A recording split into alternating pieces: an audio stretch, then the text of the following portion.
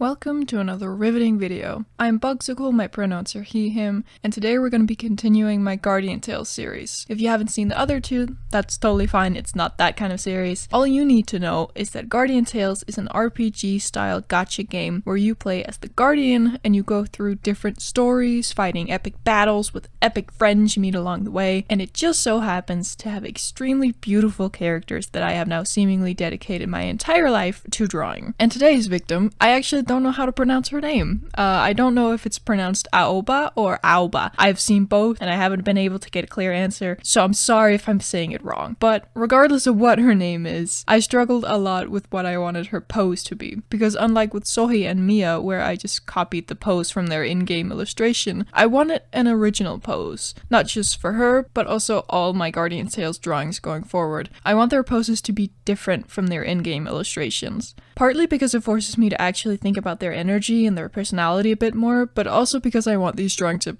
actually be fan art and not just me redrawing their illustrations. So I wasn't really sure what I wanted for Aoba.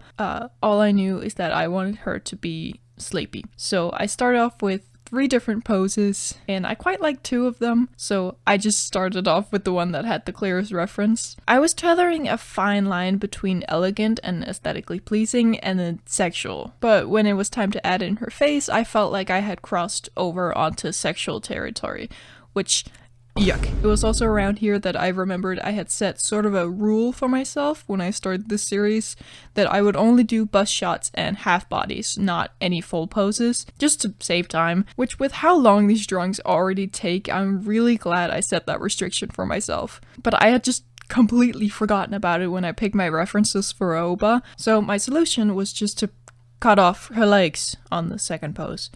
I quite like how this one started out too, but when I started doing the second pass of sketching, everything just got messed up. Like literally nothing I did looked right. The pose was just wrong and it had lost everything that made it dynamic and fun. And no matter what I did, I just couldn't get it back. And then I started having a lot of trouble with the shoulder, so I tried recreating the pose myself and making my own reference, and in doing so, I realized that the pose I put her arm in isn't even possible. Well, it is possible, it's just not very comfortable. And that's when I knew that this pose wasn't meant to be. So I went on the lookout for even more pose options.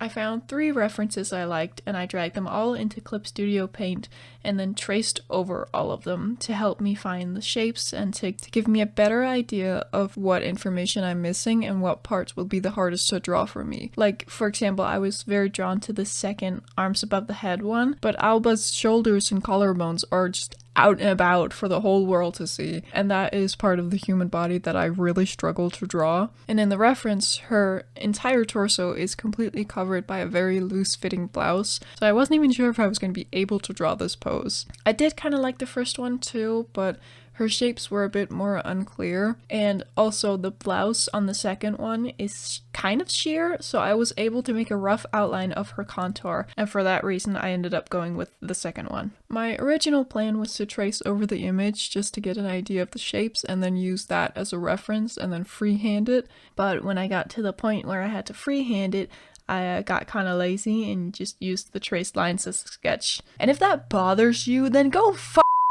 So this entire thing, including all the sketching, only took 7 hours. And that might sound like a lot unless you've seen the other 2 episodes. Then you know that's almost half the time I usually spend on these. The only thing I've done differently is that I skipped line art. I just cleaned up the sketch, which I didn't think would save me that much time. But looking back on it, line art for both Mia and Sohi took me 4 hours each. Holy shit, I didn't realize I spent that long on it. And to be honest, I don't really see a difference in the line quality when I look at them side by side. And I'm not sure what to think of that, so let's change the subject before I sink into an existential crisis about my own mortality and the very limited time I have on this earth that I spend doing line art.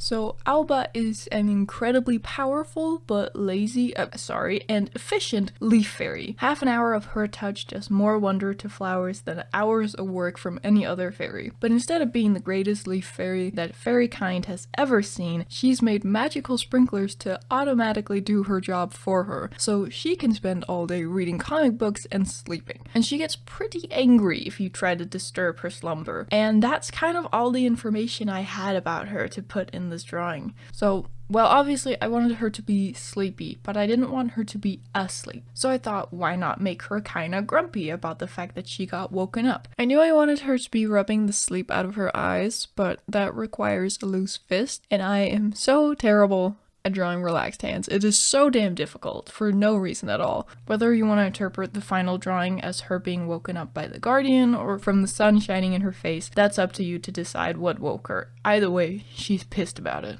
We meet Aoba quite early in the game, and I actually had a very strange time getting her when I first played the game.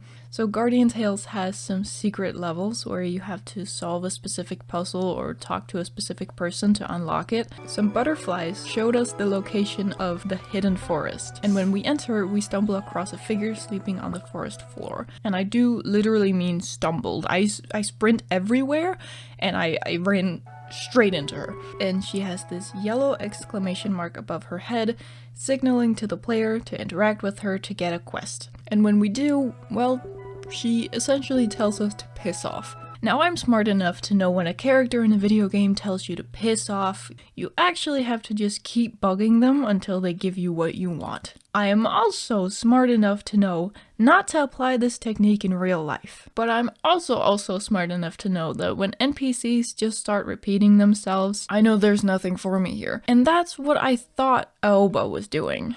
She starts counting how many times we've bothered her. She only does that twice. She says, for the second time, go away, and for the third time, go away, and the next time you interact with her, her voice line changes. But I just heard, for the third time, go away, and I just took that as a genuine go away for some reason. So I just abided by her wishes and left her alone and continued on with the game. And it wasn't until the second or third world where I had gotten used to Guardian Tales puzzles and their way of like hiding things, so I decided to go back and try to 100% the game and get all the stars and stuff, which landed me back in the hidden forest. And for some reason I didn't just keep annoying her to see what would happen like any normal player would do. I ended up Googling how to get her to give me the thing, which yields some very strange results. I should probably have been more specific. So yeah, as you may have figured out significantly faster than I did, you just have to keep bugging her until she punishes you for being annoying by giving you a quest of finding 3 comic books. And then when we finally complete the quest, she joins your team. But even though we meet her pretty early in World 1, you actually can't get her as a hero before World 5, because that's where the last comic book is, which is an insanely large quest for a relatively mediocre hero. Like, I like her. I like her personality and her backstory. I really like her design,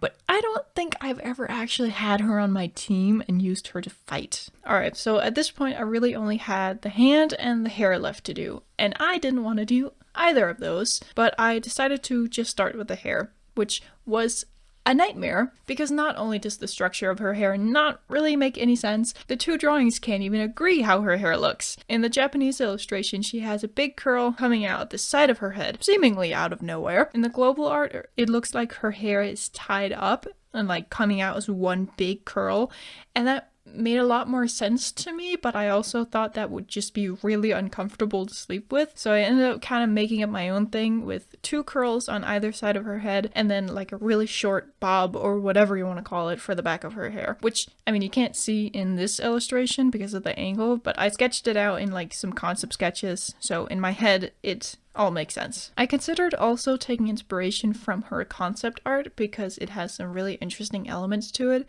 and just generally has a lot more going on than both the final pieces. And you know, I might still do that if I decide to draw her again.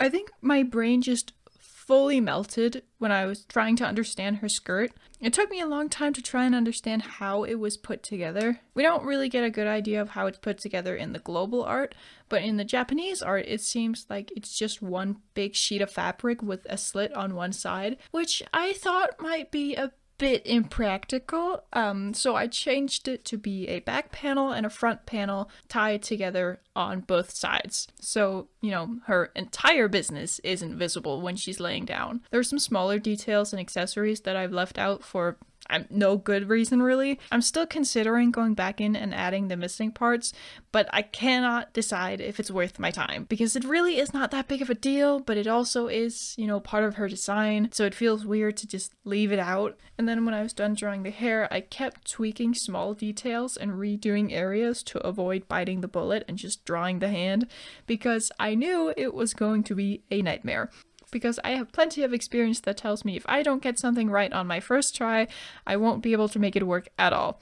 Which sounds pretty cynical, but I've never had the experience of struggling with something and then taking a different approach and then have it work. I only had the experience of struggling for hours and trying over and over and over and never getting anywhere with it and eventually giving up. So avoiding the hand was me trying to build up confidence to try again and also kind of coming to accept that I was probably just gonna have to put both hands behind her head. And when I finally gave it another shot, I just stopped recording because I didn't care to record what I thought was gonna be 30 minutes of me just struggling. And as soon as I stopped recording, I brought in the trace sketch from the very beginning and proceeded to freehand a hand on top of it with no other references than that rough outline. So that turned out to be a lot less of a problem than I thought it'd be.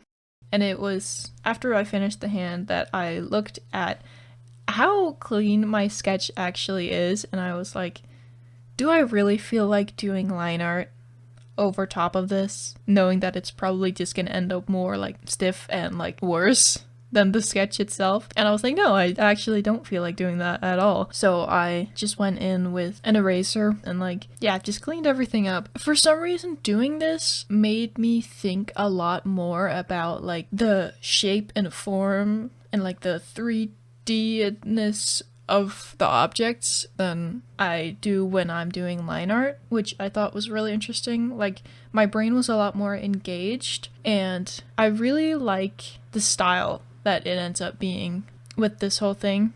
I like it. It looks like I can't get that look by doing line art on top of my sketch. I don't know why. Like, I don't understand what's happening and what's making it look so good, but it looks good and I like it. And yeah, just conveniently also saved me like 3 hours or something. I'm pretty sure this only took me like 30 minutes to an hour.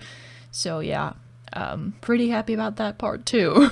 I did struggle with her face because it was very blurry because I had moved it around a lot, but I didn't want to redo the face because like I knew I wasn't gonna be able to like capture everything that I liked about the face. So I struggled a bit with like redrawing it, but like keeping it the same, but also making it less blurry and like, but yeah, this was a breeze and I'm so happy that I decided to try this instead of being like, well, I've always done line art, so that's what I'm gonna keep doing because I really like the style and it's a lot easier.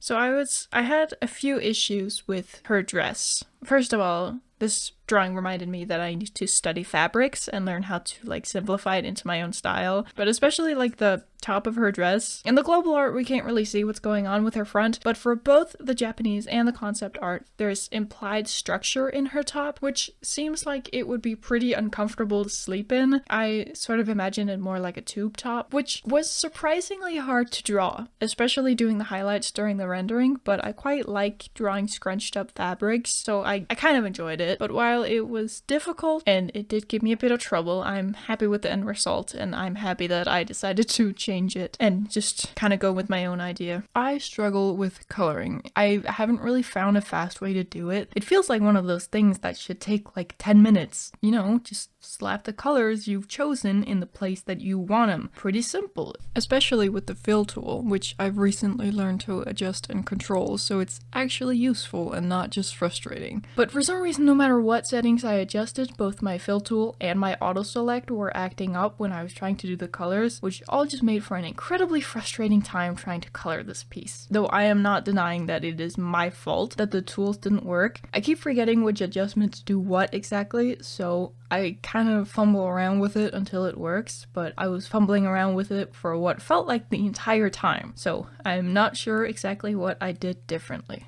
It doesn't matter, I hate coloring. It always takes way longer than I wanted to, and I suck so much at picking colors.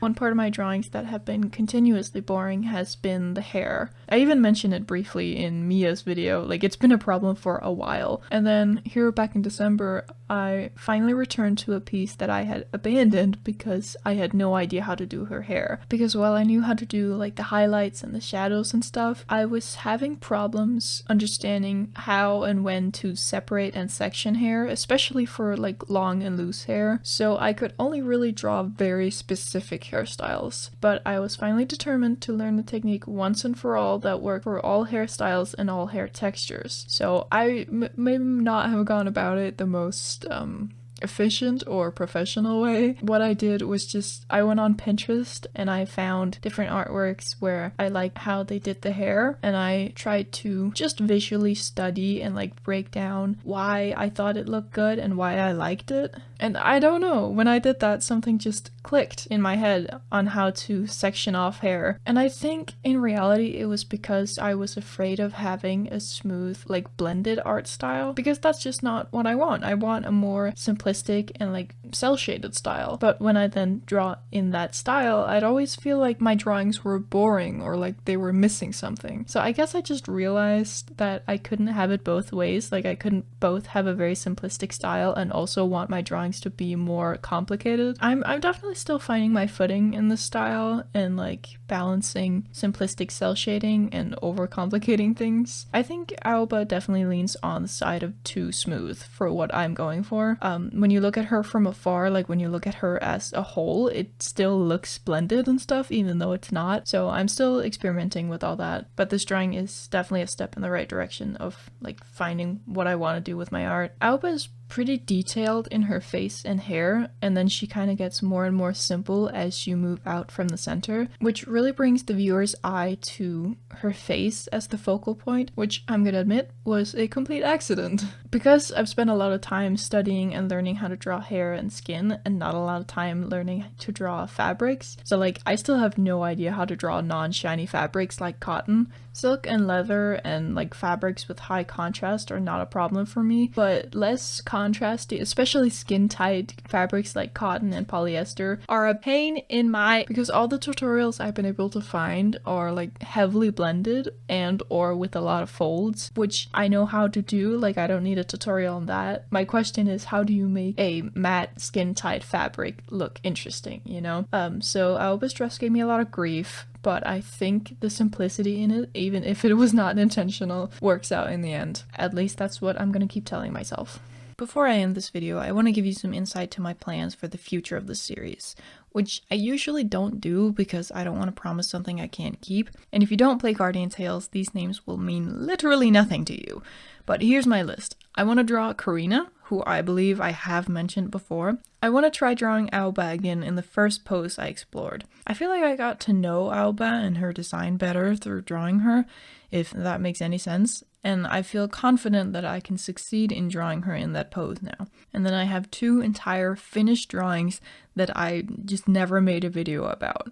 I drew both Yusei and Akayuki, and I do not feel like I did them justice at all. I hate those drawings so much, and I have plans to redraw both of them. So the plan right now is that the next drawing in the series will be of Akayuki, and I really want to go into detail about the process of picking a pose that matches the character, because picking the right pose for Akayuki has been like strangely difficult, but I'm not promising anything. It all comes down to what I feel like drawing, and that might not be Akayuki. So don't get your hopes up too high, okay? While I was scrolling through Pinterest for various poses that might work, I found one where I wasn't really interested in the pose itself, but more so the setting.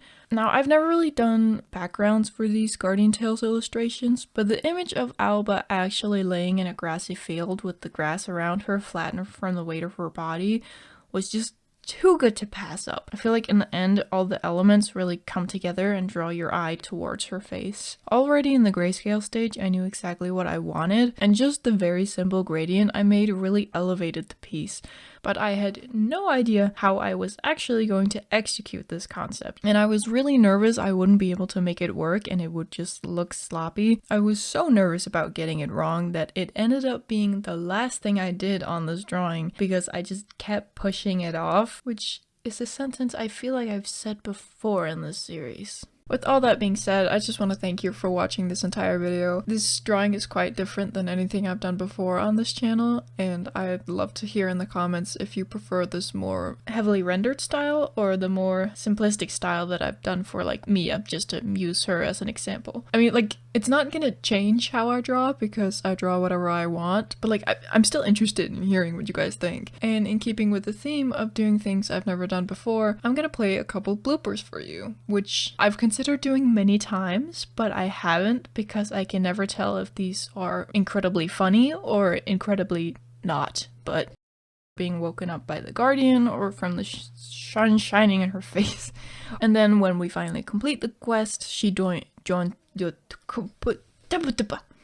I want to try drawing Aoba again in the first purse? Yeah, put her in a purse, dude. I want to try drawing Aoba again in the first purse. She's not in a purse. Fucking dumbass. I want to try drawing Aoba again in the first I drew both you? I drew you. Here you go. I hope you like it.